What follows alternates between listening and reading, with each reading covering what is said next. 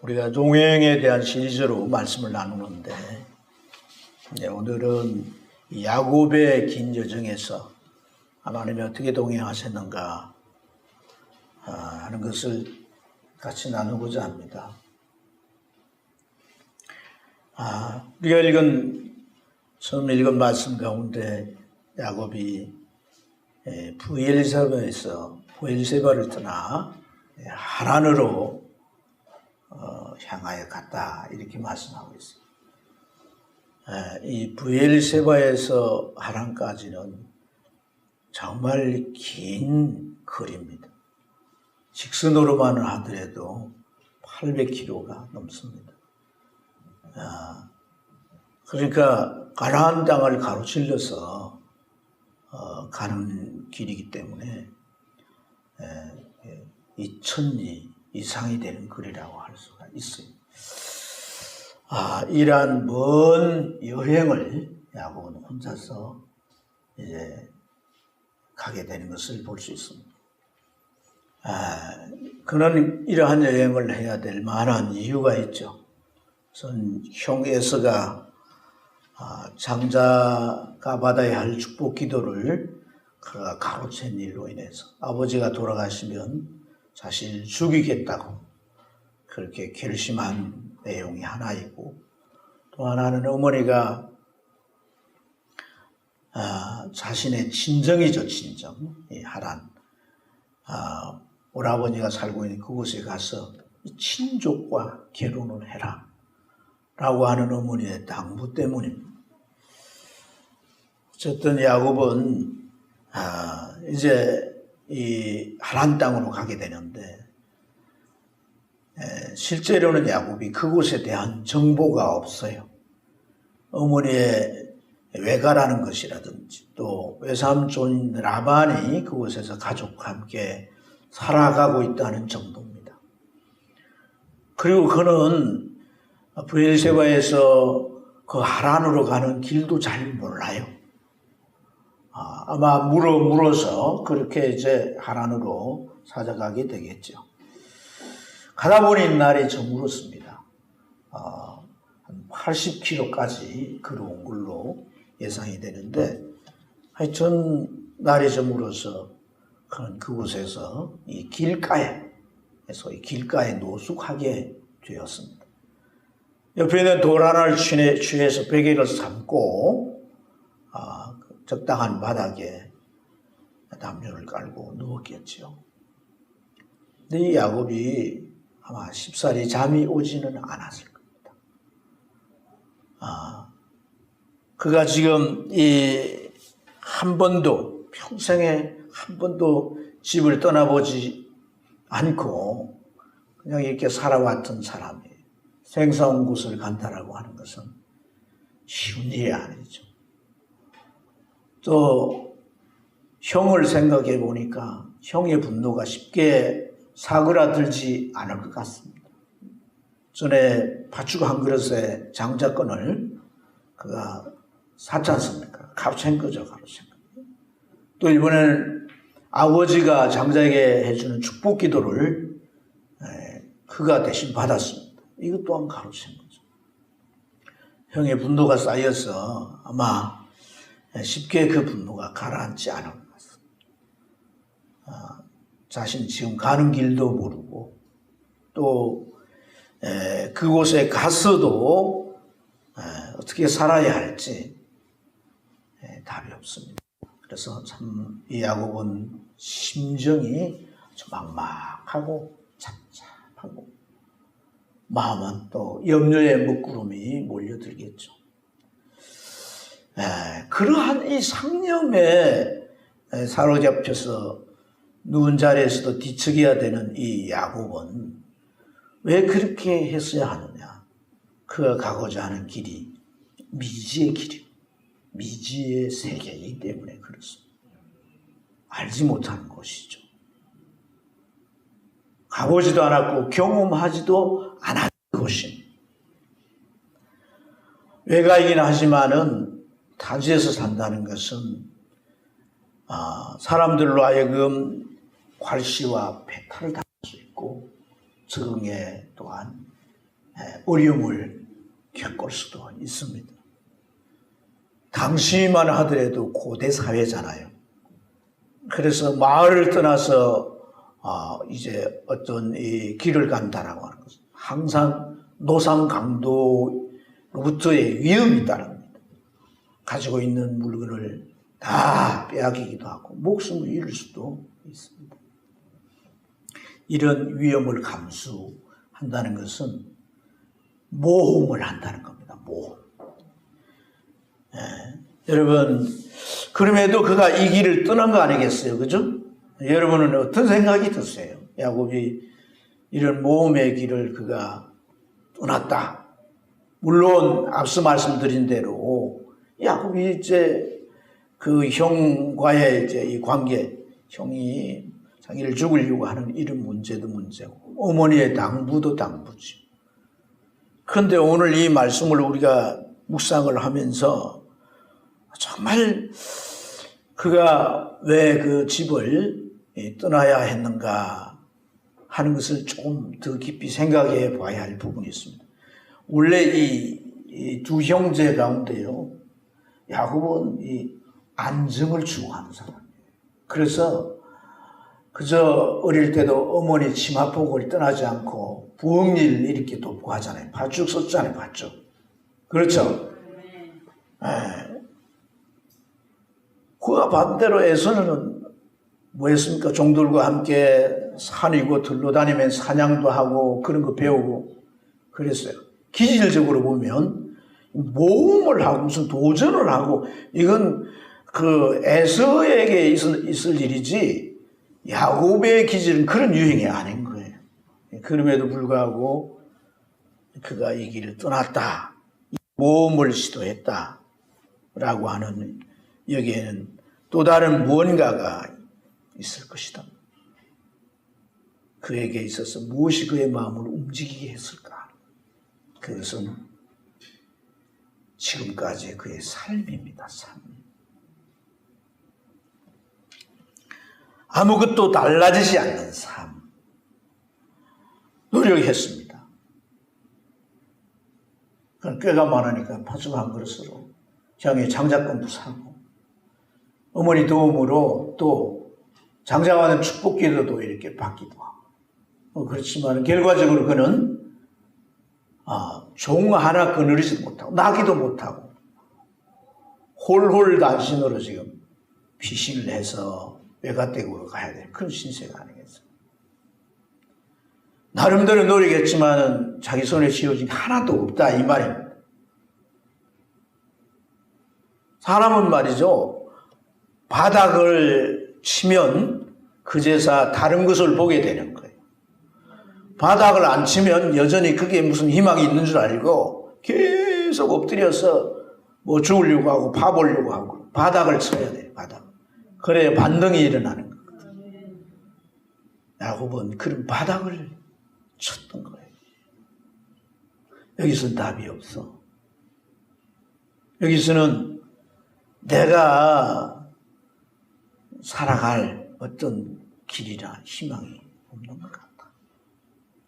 우리가 야곱과 에서를 두고 이렇게 그 사람들의 특성들을 평가하고 야곱은 장깨가 많아가지고 뭐 꾀돌이라 그래서 뭐 이제 형도 팥죽 한 그릇 가지고 딜을 해가지고 그 약점을 다 찬스를 잡아가지고 약점을 이용해가지고 결국 그 팥죽 한 그릇으로 장자권을 사잖아요. 우리 수간 에서 뭐 이제라고 하면서 그는 이제 내가 지금 장자권이 뭐 지금 내 목숨을 살릴 수가 있겠냐?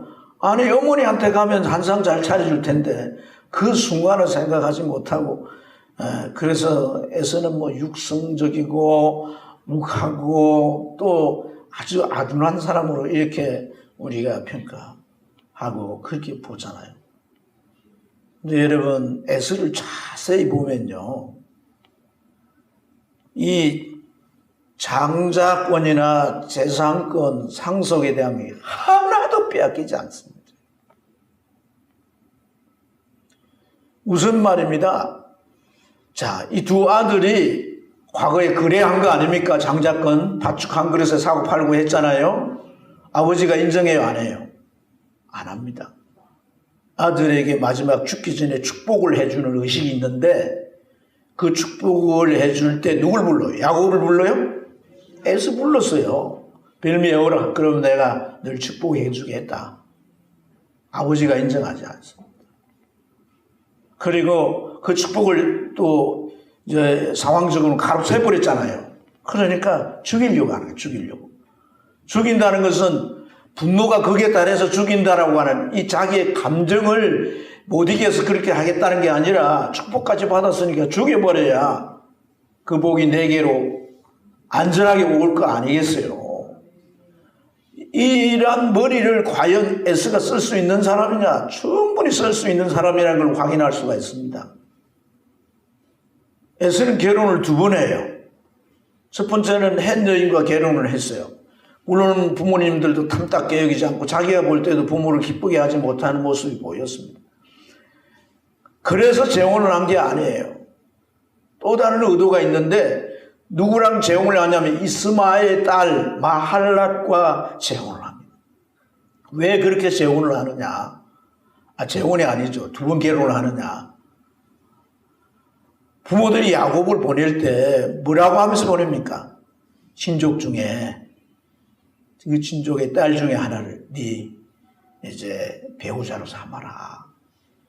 그와 결혼해 가정을 이루고 그렇게 말합니다. 그러니까 정말 이 집안에 며느리를 오는 그 정통성이 어머니와 같이 친족이어야 되는 거예요. 그것은 또 다른 영적인 의미가 있죠. 셈족은 하나님의 축복을 받은 족속이기 때문에 그 족속과 결혼을 해야 되는 영적인 의미도 그 속에 있습니다만 그것을 이제 이 에스가 보았다고 성경은 표현하고 있습니다. 에스가 본저 이렇게 표현하고 있어요. 아하, 상황상 동생 야곱에게 축복까지 해 주었단 말이죠. 근데 나중에 아버지가 죽게 될 때 결과적으로 축복을 비는 것은 굉장히 중요한 영적인 의미가 있거든요. 그래서 자기가 와가지고 나에게도 빌복이 없냐? 네 빌복이 없다. 너는 칼을 믿고 땅을 의지하고 살아라. 이렇게 말하잖아요. 그러니까 이 축복이라고 하는 건 그대로 이루어진다라고 생각을 하니까 나도 이제 이 집안의 장자인 거는 사실이니까 내가 그 복을 장자로서 받을 수 있는 그런 이제 명분을 갖춰야 되겠다. 그래서 이스마엘의 집안이잖아요. 집안. 그렇죠? 육신적인 집안이지만 약속을 언약의 집안은 아니지만 집안이에요. 그러니까 그의 딸 마할렛을 자기의 2번째 처로 삼는 것. 나중을 다 방비하는 것을 볼 수 있습니다. 이렇게 에스라고 하는 인물은요. 하나도 빼앗기지 않고 장가도 2번이나 야곱은 지금 장가 갔어요? 못 갔어요? 장가도 못 갔습니다. 그리고 결과적으로 할아버지 때부터 내려오는 모든 재산이 다 에스의 것이 되고 말았어요. 이러한 이제 상황을 여기까지 온 이 야곱은 지금 나이가 몇 살쯤 됐겠어요? 에스가 처음 결혼을 할 때 40대라고 성경은 말합니다. 근데 그 이후에 세월이 많이 지났어요. 야곱이 하란을 이제 향하여 떠날 때 나이가 몇 살이었다고 성경은 말하지 않지만 역으로 이렇게 추산해 보면 야곱의 나이가 70대입니다. 70대. 147세를 살았으니까 그 비율로 하면 70대 하면 뭐 20대 후반 뭐 이렇게 보이겠지만 70년을 살았으니까요. 저도 아직 거기까지 못 살아봤는데. 그런데 어쨌든 야곱은 그러한 70여 년을 살아온, 뭐 정확히 계산을 해보면 77세라고 해요. 근데 그런 세월을 살아오면서 결혼도 한 번 못 해보고 자기가 가지고 있는 재주가 꽤인데 괴를 부려서 장작권도 해보고 축복기도도 받아봤지만 결국 그의 모든 수고가 헛수고고 남은 게 하나도 없는 빈손으로 그 미지의 세계를 향해서 가야만 했던 것이다.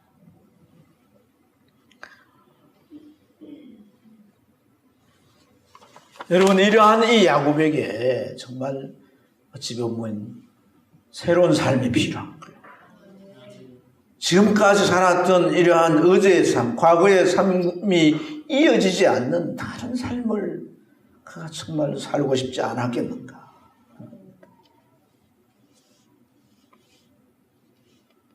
그래서 그는 한 번도 가보지 않은 미지의 땅으로 그 길을 나섰다 하는 것을 우리가 볼 수 있습니다.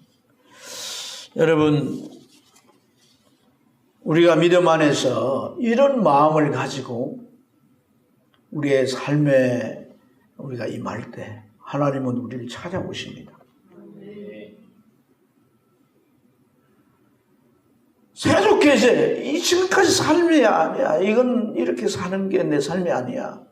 그래서 다른 삶을 찾으려고 생각하고 그러한 삶을 어디에 있을 건지 있는지 그것을 찾으려고 우리가 시도할 때 하나님 반드시 찾아가서 그 삶을 보이시고 청사진을 주시고 그걸 바라보도록 꿈을 심어주시고 함께 동행한다고 약속해 주시는 거예요. 이러한 마음으로 길을 떠나는 그를 주님은 내몰라라 하지 아니하십니다. 반드시 찾아오십니다. 오늘 이 야곱에게는 꿈으로 찾아오셨어요. 할렐루야. 야곱이 이제 지친 채 이제 잠이 이제 뒤치락 하면서 잠이 이제 들 때 꿈속에서 놀라운 광경이 벌어지는 거예요. 하늘이 열리더니 사닥다리가 자기 있는 대로 착 놓이게 됩니다. 그리고 하나님의 사자로 편한 천사들이 내려왔다가 올라갔다가 하는 그런 모습을 보게 되는 거예요. 신기하지 않습니까?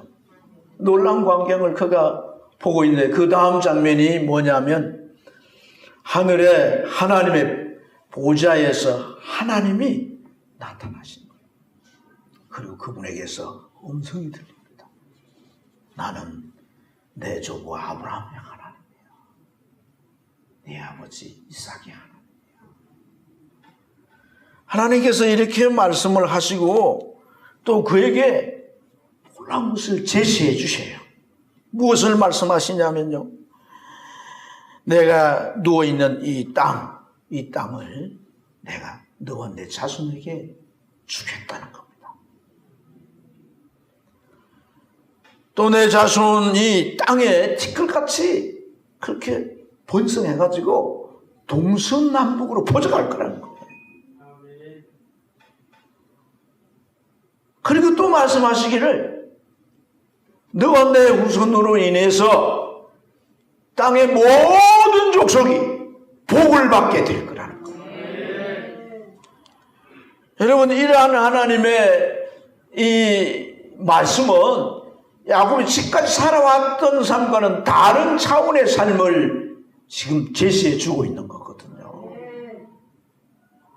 뭐부터 다른 겁니까? 스케일부터 다른 거예요. 지금까지 형과 막 서로 빼앗고 또 뺏기고 뭐 이러면서 다투고 살아왔던 그런 것이 뭐예요? 뭐 때문에 그랬어요? 아버지 재산 때문에 그런 거 아닙니까? 그죠? 아버지 재산, 아버지가 가지고 있는 땅이고 뭐든지. 그런데 지금 내가 누운 땅은 뭘 말해요? 가나안 땅 전체를 말하는 겁니다. 이 땅 전체를 얘기죠. 스케일이 같아야 달라요. 엄청 기분 좋잖아요. 예? 그리고 지금 장가도 안 갔어요. 장가도. 나이가 77세예요. 그럼 그에게 내가 네 자손이 티끌같이 많아지게 돼. 그 자손이 동서남북으로 퍼져갈 거라는 거예요. 장가도 지금까지 왜 못 갔어요? 77세가 돼. 예? 왜 못 갔어? 인물이 못 났거나 뭐 가진 게 없거나 뭐 이유가 있겠죠. 그렇지 않습니까? 그런데 장가도 못 간 그에게 하나님께서는 자손이 그렇게 많게 해주겠다고 약속해요. 그래서 사실 그는 할아버지나 아버지보다도 몇 배로 많이, 한 5배로 많이 12명을 자식을 두었으니까. 그리고 그 지파는 자기 민족의 국가를 세울 때 12지파의 초석이 돼요. 그 12아들의 이름들로 그 후손들이 땅을, 가나안 땅을 다 분배받게 돼요. 할렐루야. 뿐만 아니라 이 말씀은 야곱이 가졌던 가치관과 같지 않은, 그 가치관과 다른 가치관을 말씀하는데, 땅의 모든 족속이 너와 내 자손으로 인하여 뭘 받을 것이다? 복을 받을 것이다. 여러분, 자신의 가치관과 다릅니다. 여러분, 질적으로 다른 삶을 지금 얘기하는 거예요. 네? 지금껏 그는 형의 장자권을 빼앗고 아버지가 축복하는 축복 기도를 가르치고, 그랬더니 또 형은 가만히 있지 않잖아요. 또 형이 빼앗고 미워하고 덩지고 죽이려까지 하고 형제지간이라도 소용없는 거예요. 물질 앞에 돈 앞에 다 돌아버렸어요. 여러분, 결국 이렇게 힘 있는 놈이, 수단과 방법을 가리지 않는 놈이 이기고 마는 게 그 세계의 삶의 논리였다는 겁니다. 그런데 이 야곱의 말이 과거에 그렇게 해서라도 뭐 한번 잘 살아보려고 했던 거 아니겠어요? 그렇죠? 잘 살아보려고. 그럼 결코 잘 살 수 없었다. 그리스도인들이 세상 가치관과 방법으로 잘 살아보려고 해도 결코 가능하지 않는다는 것을 우리 이 말씀을 통해서 깊이 정리가 되어야 합니다. 여러분, 야곱의 이름이 발꿈치를 잡았다. 이 발꿈치란 말이 이제 아케비라는 말인데, 발꿈치를 앞에 있는 사람, 걷는 사람 발꿈치를 잡으면 어떻게 될까요? 네? 머리채를 잡든지 해서 발꿈치를 잡으려면 어떻게 될까? 10중 8구 지가 넘어지는 거예요. 지가 넘어져. 그렇죠? 그래서 이 형 예수의 발꿈치를 잡으려고 하다가 지가 결국은 넘어지고 마는 거예요. 신앙을 가지고 산다면서 우리는 세상 가치관에 매여 살면 이도 저도 안 된다는 것을 우리가 배워야 할 줄로 믿습니다. 한 초등학교에서 종례 시간에 선생님이 씩씩거리며 들어오셨습니다. 그 종례 시간에 기말고사 시험 결과가 이제 나온 겁니다. 선생님이 화가 잔뜩 난 이유는 그 말이 꼴찌한 거예요. 그래서 선생님이 학생들을 보고 전부 자리에 앉아! 하시더니 다 이제 애들이 놀다가 자리에 앉으니까 내가 50점까지는 봐준다. 50점, 이제 50점 이하 되는 녀석들은 다 전 문 밖에 나가서 무릎 꿇고 손 들고 벌 받는. 50점 이상 되는 애들은 이 자리에 그대로 앉아있어. 이렇게 했어요. 그러니까 한 아이가 있다가 손을 이렇게 반쯤 들어, 선생님, 저는 50점인데요. 그러니까 선생님이 더 화가 나가지고, 너는 저 문틈 사이에 딱 있어.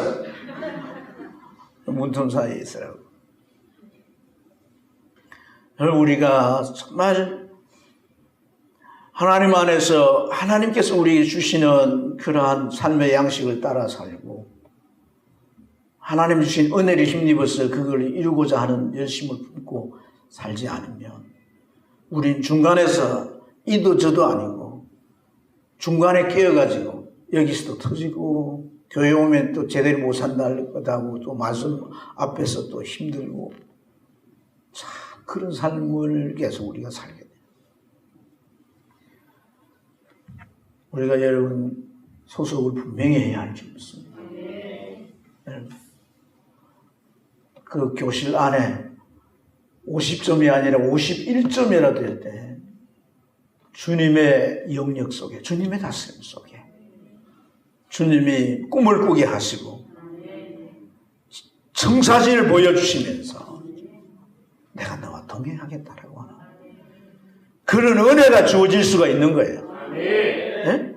딱 50점 딱 받아가지고 이리도 못 가고 저리도 못 가고 그 문틈에 깨가지고 혹시 당신이 그런 분입니까?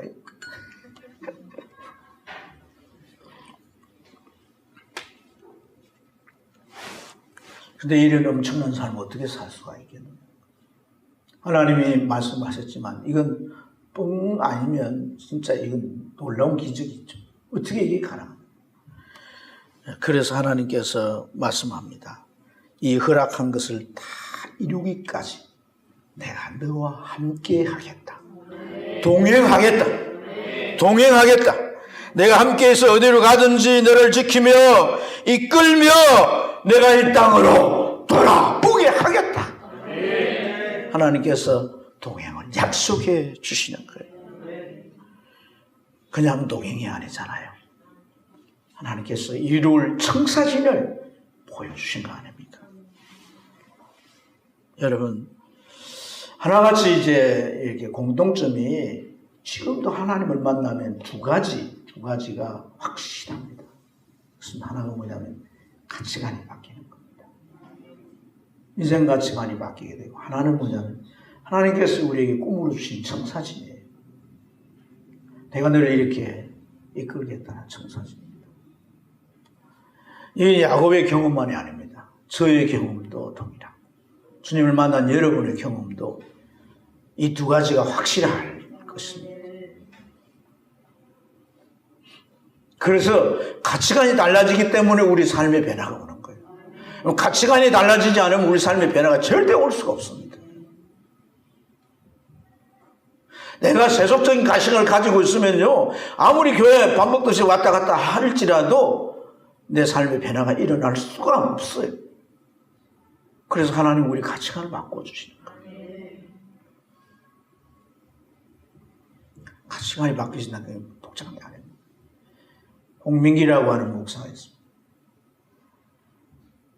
이분 여러분 이렇게 대머리신데 나이는 나보다 작아요.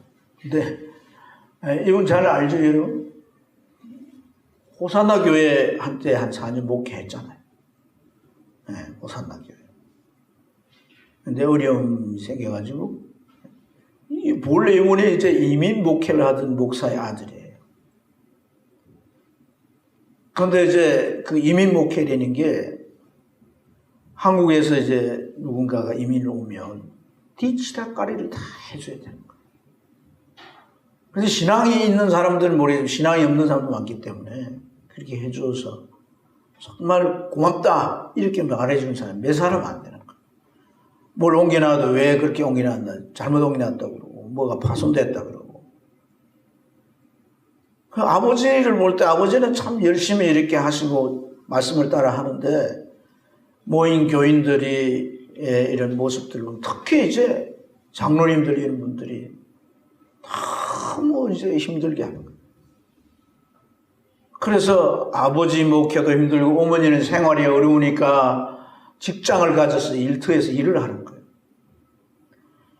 그런 것이 정말 이렇게 성장 과정에 불만이 쌓인 거예요. 그래서 성경이 믿어지지 않는 거예요. 성경이 뭐 하나님이 뭐 이렇게도 약속하고 저렇게도 약속하고 축복이며 뭐 형통이며 온갖 말씀을 했지만 이게 다 뻥이야. 그래서 자기는 예수 안 믿기로 하고 교회를 안 다니고 참 아버지의 정말 가슴앓이인 거죠. 가슴앓이. 그래서 이제 한국인은 한국 학생들이 잘 이제 그 깡패 비슷하게 돼서 한 거예요. 잘 안 때리는데 장로 아들이다 이러면 오라 해가지고 늘 심패는 거예요.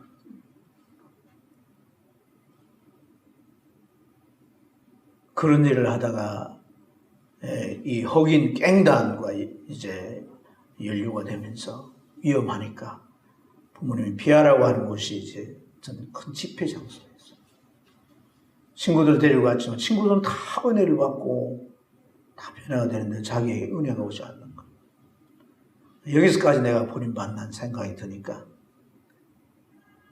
자기가 하나님과 이제 완전 절교를 해야 되겠다고 생각하고 교회 가서 절교를 선언하다가 주님을 만난 거예요. 주님을 딱 만나니까 바뀌는 거예요. 환경은 달라진 거 없어요. 아버지 여전히 목회 어렵고 어머니도 직장 다녀야 가족 근사하고 그런데 생각이 달라진 거예요. 사람들도 다 갖다 변화 안 되고 계속 애미기고 어려움 주는 사람도 있어요. 그런데 그들을 과거에 봤던 눈으로 보여지지 않는 거예요. 그래서 목회 길에 들어와서 자기가 방황했던 시절이 청소년이니까 서울에서 청소년 목회를 열심히 했어요. 그래서 그 목회의 어떤 모습을 보이니까 오사나 교회 후임으로 이렇게 왔지만 거의 적응 못하고 다시 되돌아갔는데 많은 고민을 하면서 하나님께서 새로운 목회 패러다임을 보여주시고 지금 새로운 목회를 하시더라고요. 새로운 목회. 우리 한국교회에서 볼 수 있는 어떤 새로운 패턴의 목회를. 그래서 예배당 건물도 없이 학교를 빌려서 이렇게 하고 하는데 그가 얘기하는 것은 결국은 뭐냐면 하나님 만나니까 나의 패러다임 바뀌게 되는 것이고 하나님 만나니까 내게 새로운 꿈이 주어지더라는 거예요. 그래서 그것을 쫓아갈 수 있게 되더라는 거예요. 여러분 오늘 그는 하나님이 어떤 분이에요. 나의 하나님이 아니기 때문에 할아버지의 하나님, 아버지의 하나님 그런 하나님이기 때문에 그는 신앙으로 살지도 못하고 세상 방법에서 오락가락하는 삶을 계속 살아왔던 거예요. 그러나 그가 이제 하나님을 만나고 그에게 나타난 반응이 무엇입니까? 잠에서 깨서 뭐라고 고백합니까? 과연 하나님이 여기 계시고 이게 신관이 전도된 겁니다. 신관. 무슨 말이냐면은 고대인들의 이 신관은 작게는 집안 안에 신이에요. 각자 집안에 신이 있는 거예요. 각자 신이 달라요. 마을에 신이 있고 또 국가에 신이 있는 겁니다. 신이 다 있어요. 그런데 하나님이 여기도 계신다는 거예요. 자기 미지 세계를 가는 그 길 속에 계시고 또 그 미지의 세계 현장 속에도 계실 하나님으로 그에게 계시된 것인 줄로 믿습니다. 그래서 그가 어떻게 합니까? 기념비를 세우고 서원을 하잖아요. 기념비. 그곳에 뼈에 했던 돌을 취해서 기름을 붓고 그곳에 이름을 다르게 명명합니다. 루스를 베델로 명명하는 거예요. 이건 굉장히 영적인 의미가 있다고 봅니다. 이 루스라고 하는 곳은 이제 어떤 경계를 말해요. 그러니까 여기까지가 사람이 살 수 있는 곳이고 여기까지는 사람이 살 수 없는 그 경계점을 루스라고 하는 거예요. 루스. 그런데 그곳의 이름을 베델, 하나님의 집이란 거예요. 하나님의 집. 루스는 사람이 살 수 없는 거예요. 지금까지 자신의 삶을 대변해 주는 의미라고 알 수가 있겠죠. 그죠? 그런데 그곳에 하나님의 집에 있더니 그게는 살 수 있게 되는 거예요. 영생의 길이 열리는 거죠. 생과 사가 분리되는 곳인데 생존하느냐 생존하지 못하느냐가 분리되는 곳인데 그러나 하나님을 만나니까 그 분리가 깨지게 되는 거예요. 살 수 있게 되는 거예요. 풍성한 삶으로 열리게 되는 거예요.